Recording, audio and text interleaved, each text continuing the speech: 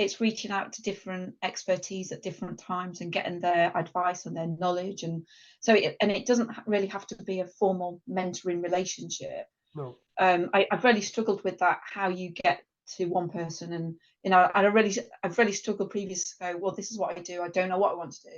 And whenever I've had those formal relationships, I've always been, well, I don't really know what I want to do when I grow up. I'm kind of like in that still, have I still reached what I want to do, but I'm not sure what it is that I want to do. But I think the value is in having lots of connections and knowing those people that you can reach out to at certain times to ask for advice on, or even just we'll do it internally. Someone will phone me, or I'll phone someone and go, I'm thinking about this, what do you think, how would you do this?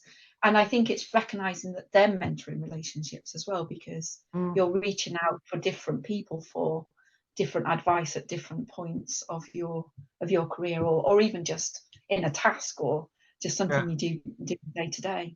Which is a great form of leadership, actually, when you're asking, because I think that I say that one of the three secrets that I think to good performance is asking world-class questions, listening actively, and then being an accountability partner.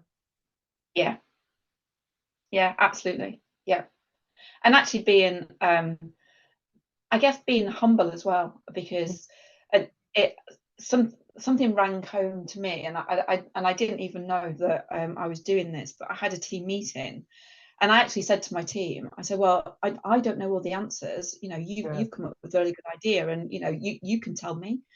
And one of them messaged me afterwards and said that was really nice to hear you say that, because everyone sees you as, because you're at the level that you're at, that you know everything, and actually you've got all the answers. So it was really refreshing to hear you say that you don't have all the answers. I was like, well, I can't possibly know everything. No. That's why you have the team around you of experts that you can lean on.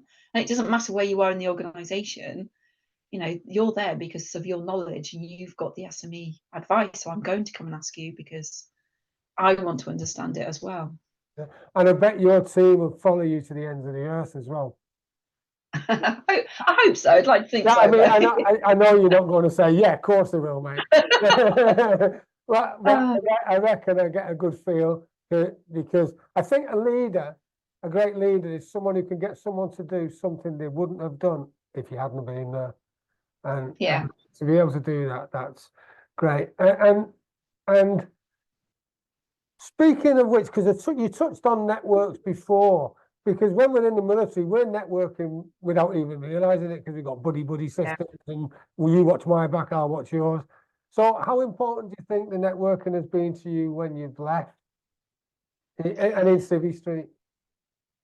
Yeah, it's so important, because and I see quite a bit on LinkedIn, and I see other people saying, oh, I want this job, and you see people going, networking is key, because I think people apply for jobs, but without people understanding where you are, what you are, and I sometimes see it's really difficult, and it was for me, of how you interpret what you've done in the military into a CV. So actually having those networks of people that you can reach out to and ask to for advice, to go, you've been, or either you've been through this, or what do you think, how do you think I should do this? Because I know when I went to CTP and they asked me to tailor my CV, and I felt like half of my life had been dropped because I couldn't put it in my CV. It's kind of like, I've done all of this, surely someone will want to know. But actually now, being a hiring manager, I'm looking for the key skills for the job. So I now understand why they say tailor the CV, because I'm not interested if you were part of a rugby team here or whatever you've done. How does that relate to the job now? So having those networks and contacts to help you through how you navigate interpreting your really valuable career and your knowledge, because as military, we find it hard to really put down on paper what we've actually done, because we think, yeah, but that's what we do. But a civilian employer doesn't know what you've done or how valuable that is. So networks are really key, and be brave and reach out, even if you don't know them. just if they it doesn't matter if they don't reply, at least you've tried. Yeah. But probably 9 times out of 10, someone is going to respond to you and go, yeah, sure, let me have a look, let me help you, let me.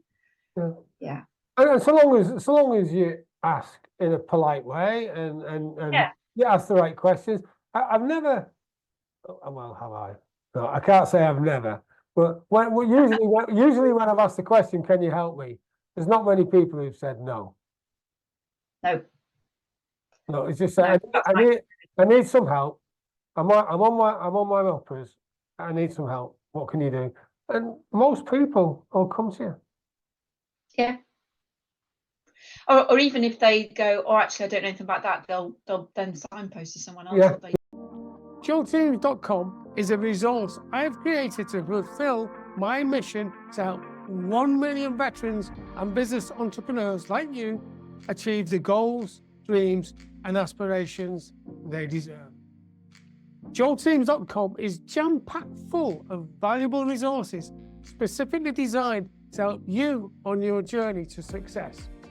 Visit JoelTeams.com now to find out how you can join and start your journey to success immediately. That's JoelTeams.com, JoelTeams, JoelTeams.com. And until we meet again, have a brilliant day.